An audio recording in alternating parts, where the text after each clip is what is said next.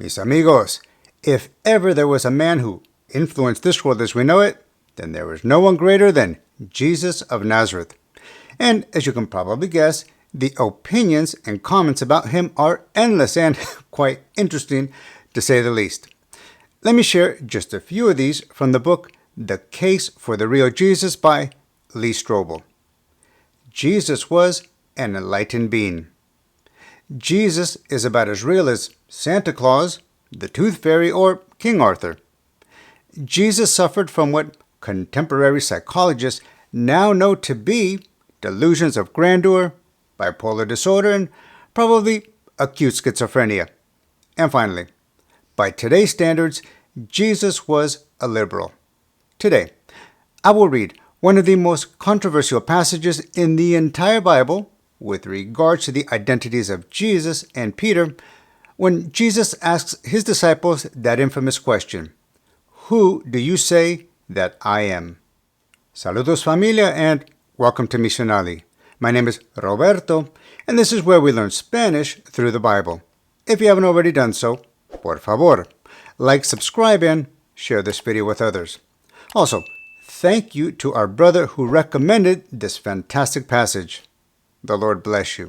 Now, as I read these verses from Mateo 16, versículos 13 al 20 in español, I will also give a brief commentary after each one, while maintaining a controlled cadence for ease of understanding. And as usual, subtitles will be provided. Now listen, you may not understand every single word, but mi familia, push on and try to comprehend as best as possible. And I promise, te lo prometo, you will understand much more than originally expected. ¿De acuerdo? ¿Agreed? Then let's begin. Cuando Jesús llegó a la región de Cesarea de Filipo, preguntó a sus discípulos, ¿quién dicen los hombres que es el Hijo del Hombre? Y ellos respondieron, unos, Juan el Bautista, y otros, Elías, pero otros, Jeremías, o alguno de los profetas. Según el mapa, Cesarea de Filipo estaba en el norte de Israel, situada en las laderas suroeste del monte Hermón. Lo interesante de este lugar es que había sido un centro de adoración de varios dioses falsos. De Baal, del dios griego Pan, de la diosa de fertilidad y sexualidad Astarot, y de César, el emperador romano. Notemos algo interesante con la pregunta de Jesús. ¿Quién dicen los hombres que es el Hijo del Hombre? Primero, Jesús mismo se llama el Hijo del Hombre, un término que viene de Daniel 7. En otras palabras, él mismo, Jesús, se estaba nombrando el Mesías prometido. Segundo, no pregunta quién dicen los líderes religiosos.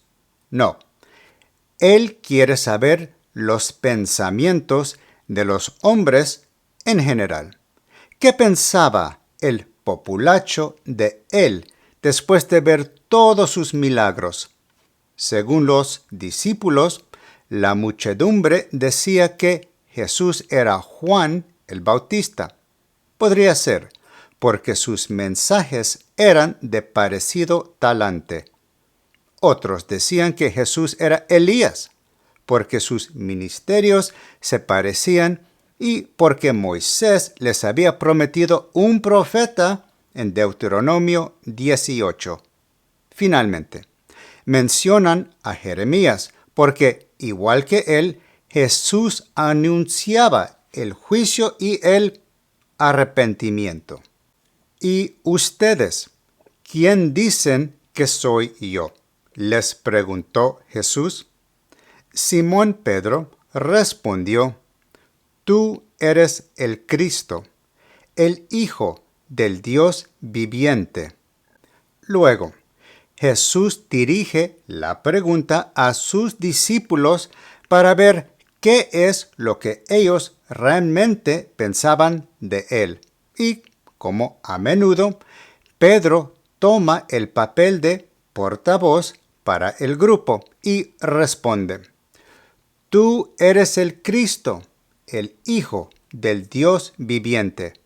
Básicamente, Pedro está confirmando dos cosas. Primero, Jesús es el Mesías, el Cristo, el ungido que tanto esperaban los judíos según la promesa de Génesis, capítulo 3, versículo 15. Segundo, Jesús es el Hijo del Dios viviente, en diferencia de los dioses falsos de Cesarea de Filipo. Esto quiere decir que Jesús y Dios Padre son iguales, como dice Jesús en Juan capítulo 10, versículo 30. Yo y el Padre somos uno. En Juan capítulo 14, versículo 9, Jesús les dice a sus discípulos: El que me ha visto a mí, ha visto al Padre. En otras palabras, según Jesús y la Biblia, Jesús es Dios. Esto es muy diferente de los comentarios que vimos al principio del vídeo. ¿Todo claro? ¿Sí? Excelente. Continuemos. Entonces, Jesús le dijo: Bienaventurado eres, Simón, hijo de Jonás, porque esto no te lo reveló carne ni sangre, sino mi Padre que está en los cielos. Aquí vemos una revelación sobrenatural de Dios Padre a Pedro. Carne y sangre significa el ser humano, o sea, el hombre, que no tiene la verdadera capacidad de entender la mente de Dios. Somos limitados, pero el Señor en su misericordia nos revela cosas profundas a su debido tiempo. Incluso, el Señor nos dice en Jeremías capítulo 33, versículo 3, que si clamamos a Él nos responderá y nos revelará cosas grandes e inaccesibles que no conocemos. ¡Qué promesa tan dulce de nuestro Dios! Yo también te digo que tú eres Pedro, y sobre esta roca edificaré mi iglesia, y las puertas del Hades no prevalecerán contra ella. Este versículo en particular ha causado interminables discusiones entre católicos romanos y protestantes. La Iglesia Católica se basa en este versículo para justificar el papado y para establecer que Pedro fue el primer papa. El protestante dice que esta roca significa la confesión de Pedro y que la Iglesia se basa en la confesión no solamente de Pedro, sino de todos los creyentes en todos los tiempos. Pero veamos una tercera opción. Esta viene del libro El mundo invisible por Michael Heiser. ¿Qué tal si esta roca significa el sitio donde están parados Jesús y sus discípulos? El hecho de que Jesús haya seleccionado a ese lugar en particular, obviamente tiene mucha importancia. Recordemos que Cesarea de Filipo era la entrada al Hades, el mundo de los muertos. Allí es donde también adoraban a los dioses falsos y pervertidos. ¿Qué tal si Jesús está diciendo que su iglesia, edificada por Él mismo, conquistaría a la muerte y a todo dios falso, y que las puertas del Hades con toda su maldad no podrían aguantar la fuerza de todo creyente bajo el poder de Jesús? En otras palabras, la iglesia del Señor rescatará a todos los muertos, hablando espiritualmente, y los llevará a la verdad y a la vida. Según mi punto de vista, esta es la mejor interpretación de esta roca.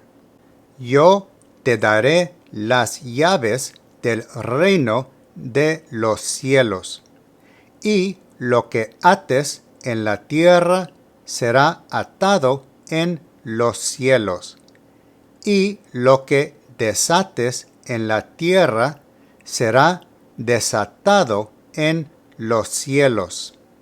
Este versículo en particular ha promulgado la noción de que cuando alguien llegue al cielo, allí estará San Pedro a la puerta para permitir entrada o no al cielo. Obviamente, esto no es el significado del versículo. Además, las llaves también se les otorgan a los otros discípulos y a nosotros por extensión, como vemos en Mateo capítulo 18 y en Juan capítulo 20. El punto es que todos los creyentes tienen la autoridad de abrir la puerta del Evangelio y por tanto del reino. Entonces ordenó a los discípulos que a nadie dijeran que Él era el Cristo. ¿Por qué era necesario ocultar que Jesús era el Cristo? Bueno, el concepto del Mesías era malentendido por el populacho y por los discípulos, como vemos a veces. Esto hubiera provocado una inquietud política. Sin duda, esto hubiera levantado un obstáculo y resistencia al ministerio de Jesús. Solamente cuando Jesús resucitó de la tumba, había llegado el momento indicado para promulgar el hecho de que Jesús era el verdadero Mesías y que la iglesia cristiana estaba fundada en Él. Amén.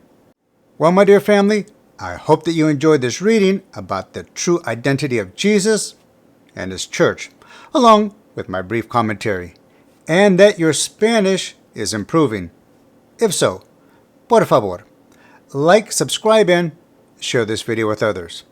Finally, please leave your comments and suggestions down below, and if you have a certain passage or topic or theme that you would like me to cover, then por favor, note that as well.